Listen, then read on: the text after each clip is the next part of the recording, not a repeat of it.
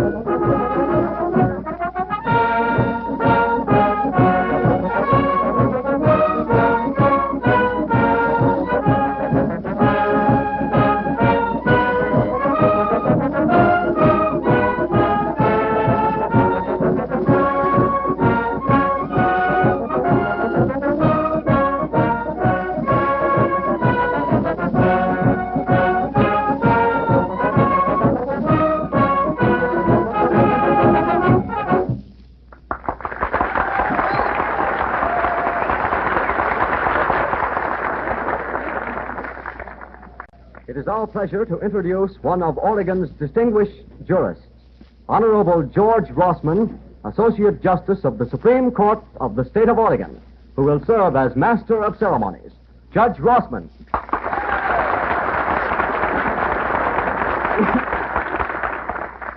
Some occasions are momentous. They stir the imagination. They recall the past. They lift men's purposes and take their places eventually upon the pages of history. In such an event we are now engaged.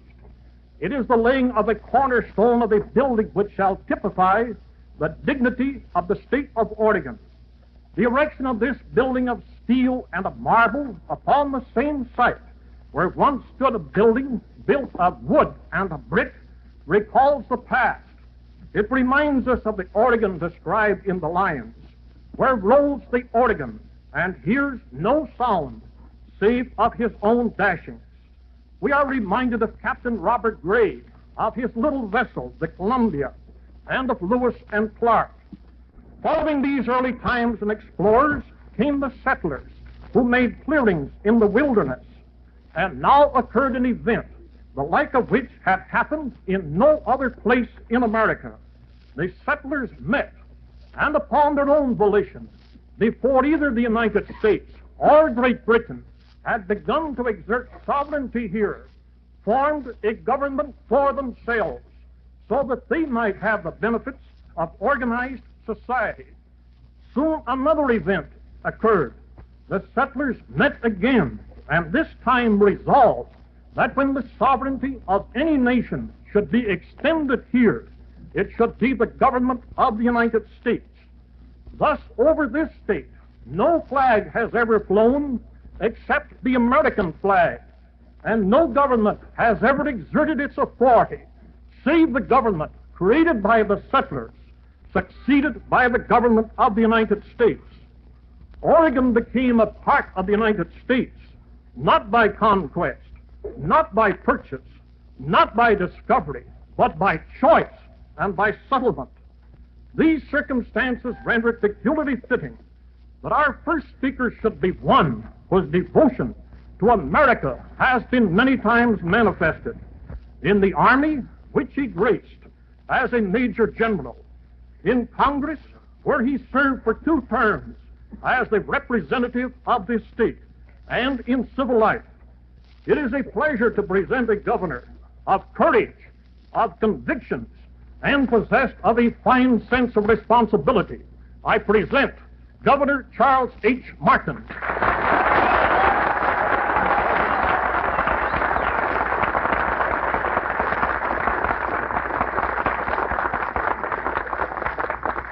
The Oregon described in the Lions, where rolls the Oregon and hears no sound save of his own dashings.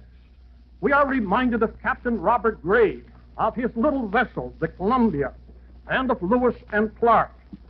Following these early times and explorers came the settlers, who made clearings in the wilderness, and now occurred an event, the like of which had happened in no other place in America. The settlers met, and upon their own volition, before either the United States or Great Britain had begun to exert sovereignty here, formed a government for themselves, so that they might have the benefits of organized society. Soon another event occurred. The settlers met again, and this time resolved that when the sovereignty of any nation should be extended here, it should be the government of the United States. Thus, over this state, no flag has ever flown except the American flag, and no government has ever exerted its authority save the government created by the settlers, succeeded by the government of the United States. Oregon became a part of the United States, not by conquest, not by purchase, not by discovery, but by choice and by settlement. These circumstances render it peculiarly fitting that our first speaker should be one whose devotion to America has been many times manifested. In the Army, which he graced as a Major General, in Congress, where he served for 2 terms as the representative of this state and in civil life, it is a pleasure to present a governor of courage, of convictions, and possessed of a fine sense of responsibility. I present Governor Charles H. Martin.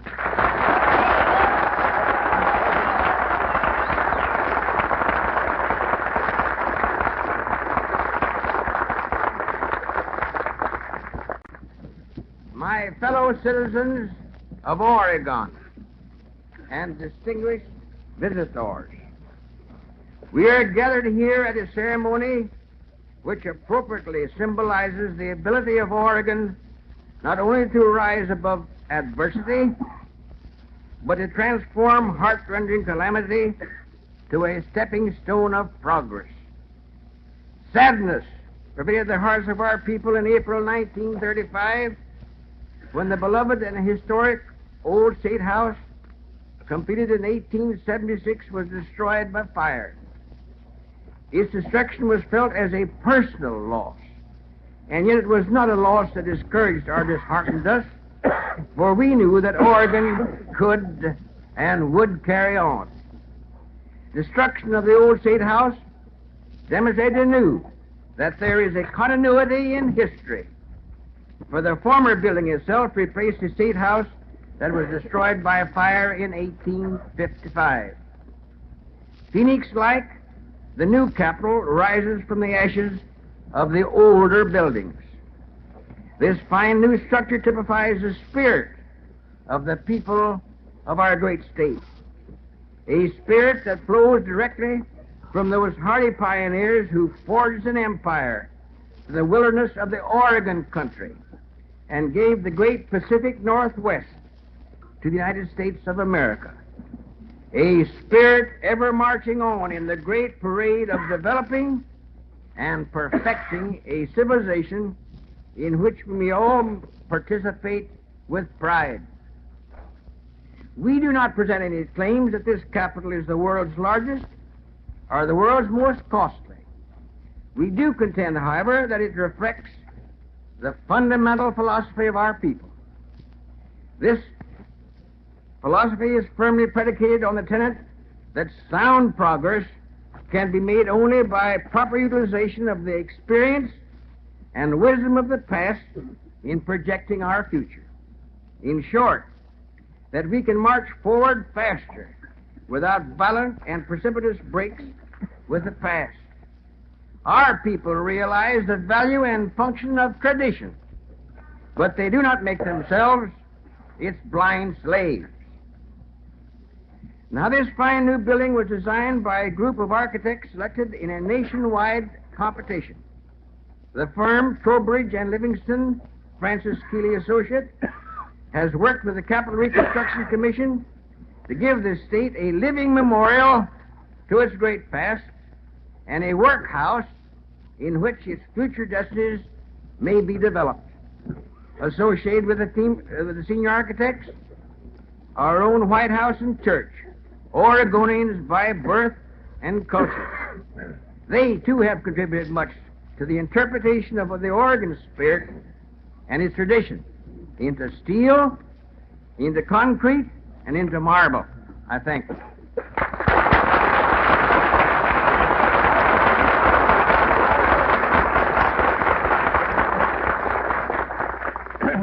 The Oregon National Guard Band, of which we are justly proud, plays another selection with the title Manhattan Beach March.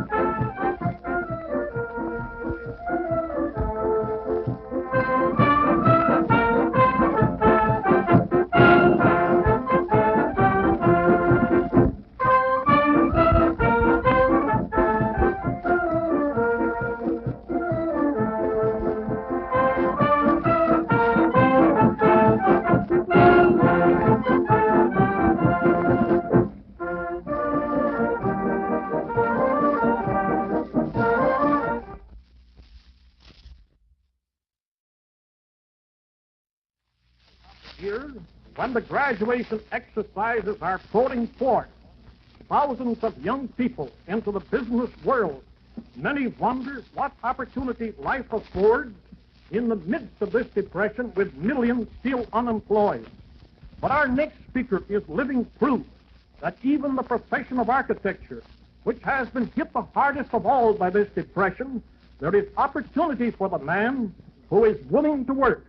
Mr. Francis Keeley, still a comparatively young man, in the last 2 years, in national competition, so far excelled the efforts of all the other members of his profession that he won the right to design 3 great structures, one in Kentucky, one in New York, and the third is our Oregon State Capitol building, which Mr. Keeley will now describe.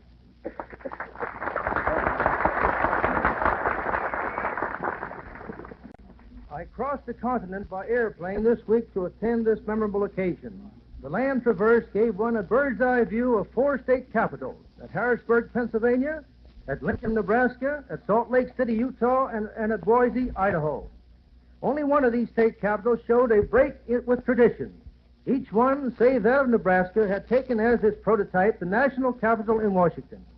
It remained for Bertram Goodhue, architect of the Nebraska State Capitol, to conceive that beautiful and original composition, a high tower, square in plan, rising 360 feet above the plains in which it is so solidly built. When my associates and I entered this competition for the Oregon State Capitol, our resolve was to produce a structure typifying the spirit of this state. We took the rugged individualism and the progressive character of the people of this Commonwealth as our inspiration. Whatever the shape or form of our design, we knew it must symbolize the character of Oregon and of the West. It was with rejoicing pride then that we received telegraphic word from the Commission early May the 27th, 1936, informing us that we were winners of this contest. More significant to us, however, than the victory was the opportunity to perpetuate in marble and concrete our capital design for your sons and your sons' sons to look upon as typifying the day and age of its conception. The judges, in awarding the contract to us unanimously, displayed great courage. Our design was not of the traditional type. On the contrary, it was a dramatic departure from everything architecturally orthodox in state capitol planning. Missing were the great dome, the long flight of stairs on the exterior, the ornamental cornice, the pilasters, and the columns. Our theme was beauty of simplicity harmonized with the functional requisites of modern, efficient government. Those of you who have seen the plaster model of the state capitol, which is now an exhibition in the State Office building in Salem, must be conscious, I am sure, of these simple lines and well-proportioned masses of white marble. It is devoid of all trite plastic embellishments. The only ornaments that have been introduced on these plain surfaces are carefully chosen spots of exquisite sculpture, symbolizing some important phase of Oregon's rich and dramatic history. The subjects of all the paintings on the inside have also been inspired by outstanding historical events of Oregon. The rotunda, for example, will have 4 great paintings. First, Captain Gray landing at the Columbia River. 2, Lewis and Clark at Celilo Falls. 3, the first white women to cross the continent arrive at Fort Vancouver. 4, the wagon train of 1843. The Senate chamber will contain a large painting illustrating Oregon's admittance to the Union. The House of Representatives painting will depict the meeting at Champoeg. Flanking either side of the main entrance and 40 feet in front of it will be 2 great heroic groups carved in marble. At the left, the composition will portray the great Lewis and Clark expedition crossing the continent. Balancing it on the right, the great wagon train of 1843 will take form in this ideal material for the sculptor's chisel. The cylindrical tower will be crowned with a 22-foot bronze statue typifying a symbolic pioneer. And on the floor in the center of the rotunda is to be Captain Gray's ship, the Columbia, cast in bronze. Nature has endowed Salem with rare beauty. The site for the capital is ideal. Its citizens should be proud of this heritage and should jealously guard and protect its community against any heterogeneous invasion. Your civic improvements, your bridges, parks, and buildings should all combine utility with beauty. The Greeks of Pericles' time worshipped and respected civic developments. In this cultivated age, Phidias was inspired to create the Acropolis. Like Athens, your city of Salem has its unique opportunity now to become one of the most beautiful capital cities in the United States. You have made a noble beginning. Don't fail to make a worthy ending. A comprehensive plan has been unfolded for the development of the Capital Group. You must carry forward this program in accordance with the original conception and in keeping with the Capital design. Tolerate no compromise. Plan now for the future, ever conscious of your civic responsibility. Then this picturesque Oregon City will emulate the aesthetic spirit of Athens, Rome, and Florence. Then in these modern days, caravans of motors, of trains, of airplanes will make new pioneer pilgrimages to Salem and to Oregon. And future generations will be drawn anew to Oregon as were the men of 1843 who sought a home in this, the garden spot of the great Northwest.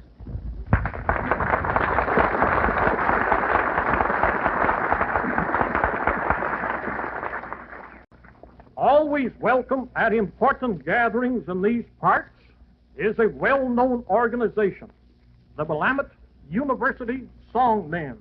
This splendid group is with us today and is singing at this time songs of men.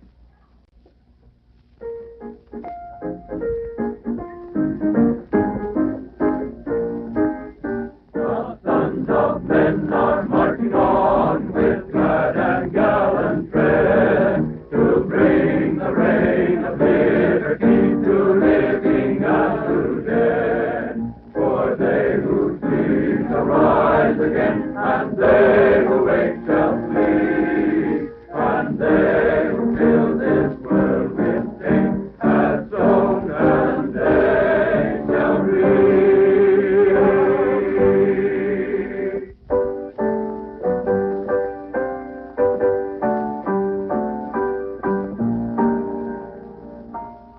Oh, brothers mine, in righteous blood and deed divinely shod, you forward go as sons of men, you come back sons of God.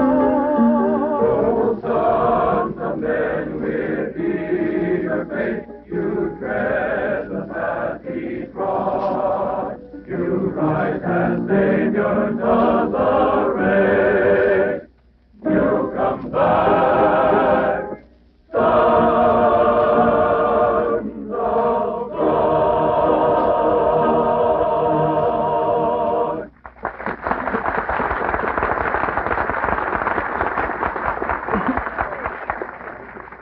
At this time, I have the privilege of presenting some of our state officials. The time is too limited to present all who are deserving, but I shall first present the 6 men comprising the Supreme Court with whom I have the privilege of serving as one of the Associate Justices.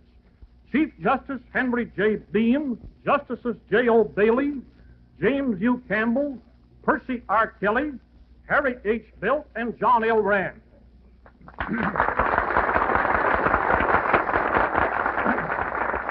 I shall now present Governor Martin's 2 associates on the State Board of Control, State Treasurer Rufus C. Holman and Secretary of State Earl Snell.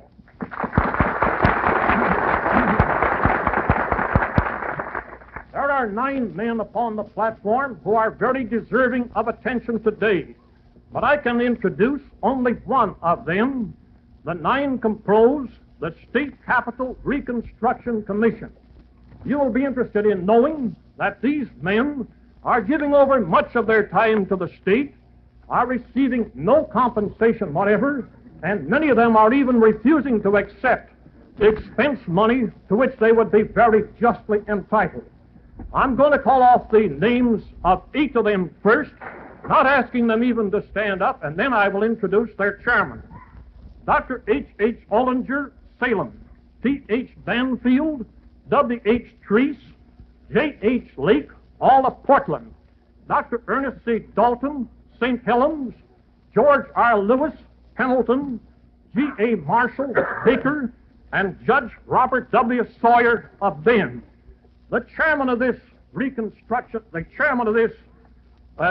State Capitol Construction Commission is a very delightful gentleman, always courteous, always thoughtful, and always delightful. Even upon short acquaintance, you would guess that he must be the genial host of some successful hotel, and your guess would be right.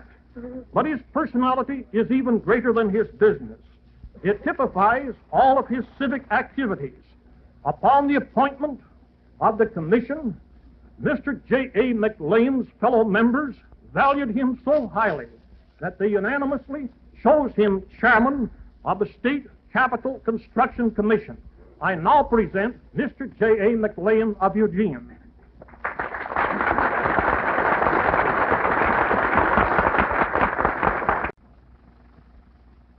I keenly appreciate the honor of being chairman of the Capitol Commission, and also appreciate the genuine cooperation, work done, and time spent on this project by my colleagues, and the very fine cooperation and help from a number of citizens and organizations of the state. And at this time, in behalf of the Commission, I thank them all. Honorable R. Frank Peters, Grand Master of Masons in Oregon, we now request you to lay the cornerstone using this trowel which the Capitol Commission has had made for this occasion, and which I now present. Ladies and gentlemen, we have a few moments to describe to you the actual process of laying the cornerstone. It's of Vermont marble. It weighs 2.5 tons, and it's suspended from the northeast corner of this great new building, which will soon house the offices of the State Department in Oregon. On the surface, in the center, is inscribed 1937. The stone is about 4 feet high, 6 feet long, and an L shape and about 1 foot thick. A copper box containing a number of mementos of the present time is going to be placed in a cavity in the concrete frame directly behind the cornerstone, following which the stone will be lowered into place. R. Frank Peters, Grand Master of the Masons of Oregon, will spread the cement using 3 trowels, one especially made for this occasion, one which was used in laying the cornerstone of the former Capitol in 1873, and the other a replica of the trowel used by George Washington in laying the cornerstone of the United States Capitol at Washington on September 18, 1793. Our Frank Peters, the Grand Master, has just begun to speak to the audience, describing the ceremony in all its details. We might mention a few of the articles to be placed in a copper box which will go into the cornerstone. A message from Governor Charles H. Martin to the 39th Legislative Session, the State Seal of Oregon, a picture of the old Capitol which burned in April 1935, and some petrified wood from the Bonneville Dam site. Of course, the Masons, in their ceremony, will consecrate the stone by pouring upon it corn, emblematic of nourishment, wine, emblematic of refreshment, and oil, emblematic of joy or happiness. The Masonic members here are all decorated with their insignia, the Masonic collar with gold emblems of the order, and also the Masonic apron of deep purple and white with gilt braid and gilt fringes.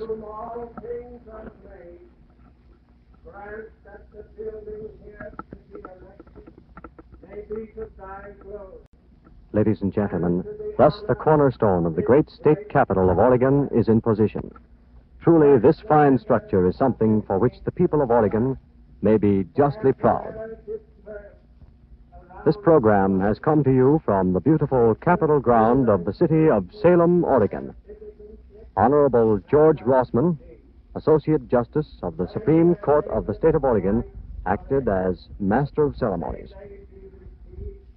Your commentator was Philip Irwin, and this is Eddie King bidding you good afternoon.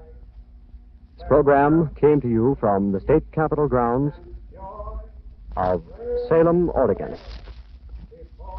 This was a Blue Network presentation of the National Broadcast.